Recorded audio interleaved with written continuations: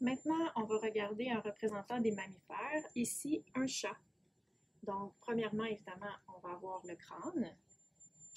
Et ensuite, la colonne vertébrale qui, ici, va être composée de 5 sections. Donc, on va avoir les vertèbres cervicales, ensuite thoraciques, ensuite lombaires, puis les vertèbres sacrées et finalement les vertèbres caudales. Donc, si on y va de manière un petit peu plus détaillée, les vertèbres cervicales, c'est toujours les vertèbres qui vont séparer le crâne de la ceinture pectorale qui porte les membres antérieurs. Alors, les vertèbres cervicales ne possèdent pas de côte.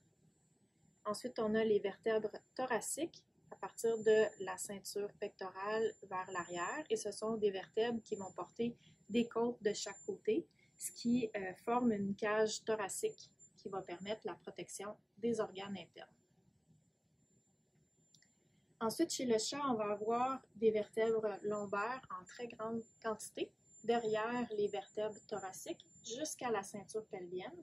Et le fait qu'il y en a un grand nombre, ça permet au chat de pouvoir se replier sur lui-même. Donc, l'animal peut se replier sur lui-même, ça permet de faciliter l'amplitude des foulées lors de la course.